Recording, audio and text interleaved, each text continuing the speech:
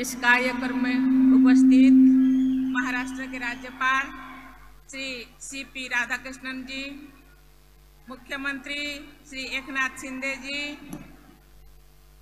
केंद्रीय सामाजिक न्याय और अधिकारिता राज्य मंत्री श्री रामदास आठवले जी, उप मुख्यमंत्री श्री देवेंद्र जी, महाराष्ट्र सरकार में मंत्री श्री गिरीश महाजन जी, श्री संजय वनसडे जी, श्रीमती अदिति तटकरे जी, सभी सांसदगण, विधायकगण, गणमान्य अतिथियों,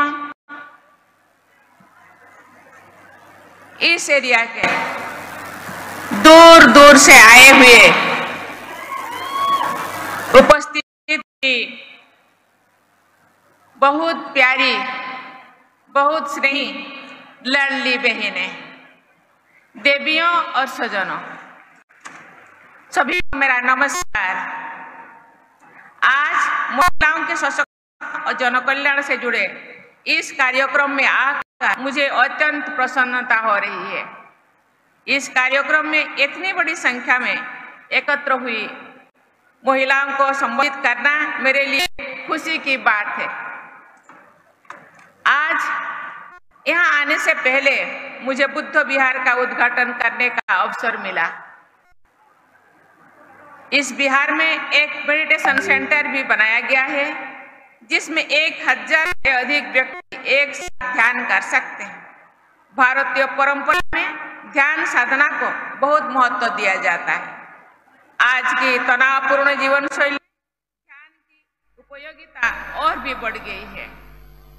इस परिप्रेक्ष्य में मेडिटेशन सेंटर का निर्माण एक सराहनीय कदम है। इस कार्य के लिए मैं राज्य सरकार को बहुत बहुत बधाई देती हूँ। आज का ये कार्यक्रम एक समावेशी और समृद्ध समाज तथा देश के निर्माण की दिशा में एक महत्वपूर्ण कदम है। ये प्रसन्नता की बात है कि महाराष्ट्र में महिलाओं केंद्र और राज्य सरकार की योजनाओं का लाभ ले रही है और आत्मनिर्भर भी बन रही है। मुझे बताया गया है कि राज्य सरकार स्वयं सहायता समूह के माध्यम से महिलाओं को आवश्यक फाइनेंशियल लिटरेसी यानी वित्तीय सहायता प्रदान कर रही है। साथ ही महिलाओं को कौशल प्रदान करने के प्रयास भी किए जा रहे हैं। राज्य सरकार द्वारा आजीविका के लिए विभिन्न अवसर भी उपलब्ध कराया जा रहा है। मुझे बताया गया है कि राज्य सरकार ट्रांसपेरेंट और अकाउंटेबल गवर्नेंस को बढ़ावा देने के लिए भी अनेक कार्य कर रहे हैं। नागरिकों को मूलभूत सुविधाओं के लिए सरकारी दफ्तरों के चक्कर ना लगाने पड़े, इसके लिए सरकार ये सेवाएं उनके घर पहुंचा रहे हैं। देवियों और सज्जनों, महिलाओं के आर्थिक विकास 2 आयाम है, आर्थिक समावेश और आर्थिक सशक्तिकरण।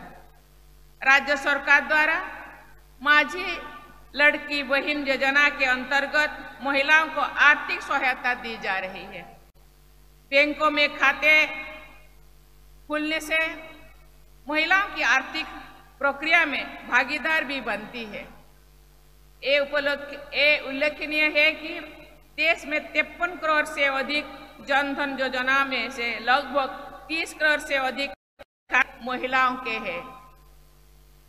महिलाओं के आर्थिक सशक्तिकरण के लिए की जा रही ऐसी सभी पहलों के बारे में जानकर मुझे बहुत संतोष हो रही है।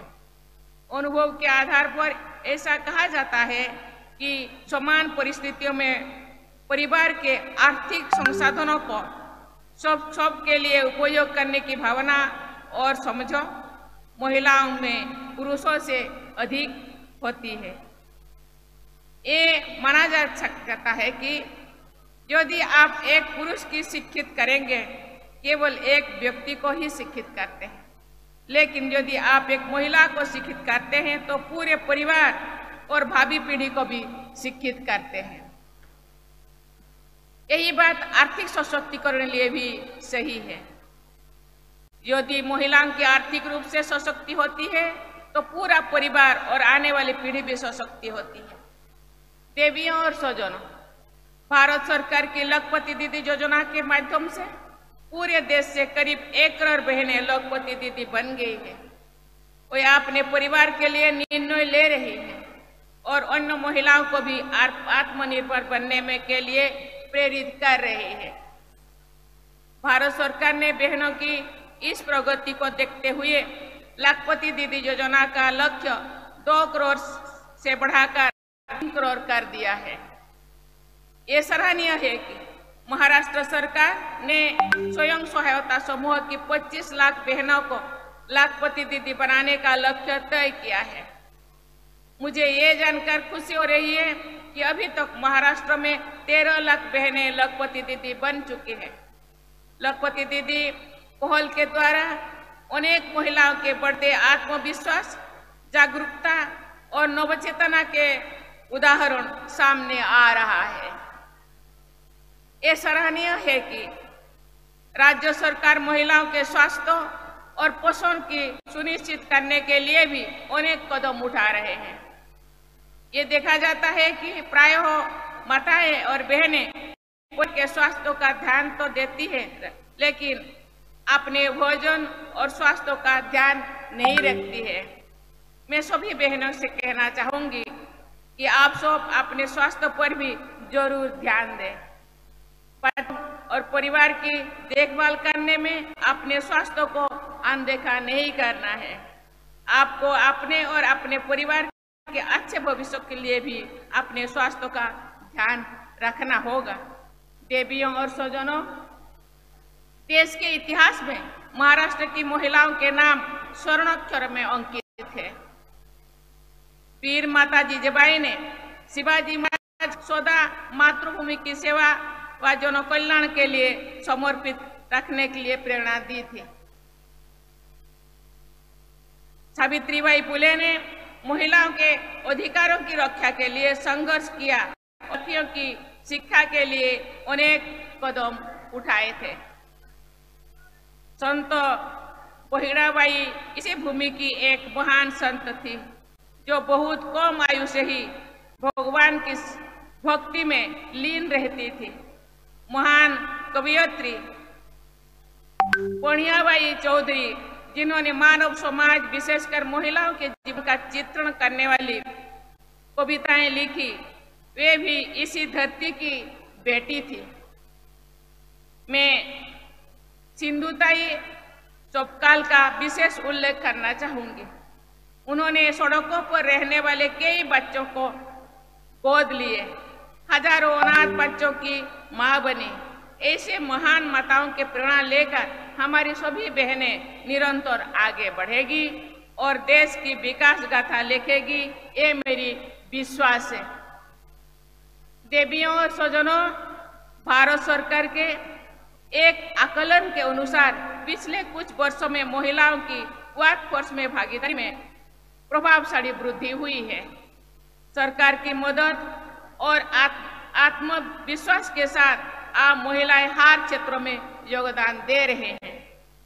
इस पर अभी और काम करने की जरूरत है, ताकि महिला की सक्रिय भागीदारी को और बढ़ावा मिल सके। महिला की इस भागीदारी को बढ़ाने में स्वयं सहायता समूह की महत्वपूर्ण भूमिका है। मैं सभी पुरुषों से भी कहना चाहूंगी कि आप सबका एक कर्तव्य है कि महिलाओं की क्षमता को पहचान कर उनके सपनों का साकार करने में उन्हें पूरा सहयोग करें। हर एक बेटी अपने रास्ते की बाधाओं को पार करके कठिनाई से जुड़ते हुए अपने लक्ष्य तक पहुंची है। उनके आगे बढ़ने में पैदा की गई कोई भी रुकावट समाज और देश के विकास की गति को भी कम कर देती है। हमारी संस्कृति में देश को मातृभूमि कहा जाता है। इस प्रकार भारत में महिलाओं का सम्मान करना और उनको सहयोग करना तो हमारी संस्कृति का अभिन्न हिस्सा है। ये प्रत्येक परिवार के जीवन मूल्यों में भी दिखाई देना चाहिए। देवियों और स्वजनों, देश और समाज के उज्जवल भविष्य के लिए युवक युवतियों के औपचारिक शिक्षा के साथ साथ कौशल और आत्मविश्वास भी होना चाहिए। मुझे बताया गया है कि महाराष्ट्र सरकार ने उद्यमियों के सहयोग से युवाओं के प्रशिक्षण की व्यवस्था की है। हमारे बेटे बेटियां ज्ञान, कौशल और अनुभव अर्जित करने के साथ साथ पैसे भी कमा पाएंगे तो निश्चित रूप में अधिक आत्मविश्वास से जीवन में आगे बढ़ेंगे। राज्य सरकार युवाओं के लिए इस दिशा में प्रयास कर रही है, ये सराहनीय है। देश के महिलाओं और युवाओं का सर्वांगीण विकास विकसित भारत के लक्ष्यों को प्राप्त करने में निश्चित ही सहायक होगा। अंत में यहाँ आए हुए बहनों से मैं कहना चाहूंगी, बहनें ये देश का अभिन्न अंग है। देश में जितनी पॉपुलेशन है आधा आबादी महिलाएं हैं। जैसे महिलाएं घर परिवार को चलाने के लिए योगदान देते हैं या लीडिंग रोल लेते हैं, ऐसे ही देश को आगे बढ़ाने के लिए अपना योगदान देना चाहिए। महिलाएं अकेला नहीं है। महिलाओं को सहयोग करने के लिए सरकार ने, राज्य सरकार, केंद्र सरकार भरपूर सहयोग कर रहे हैं।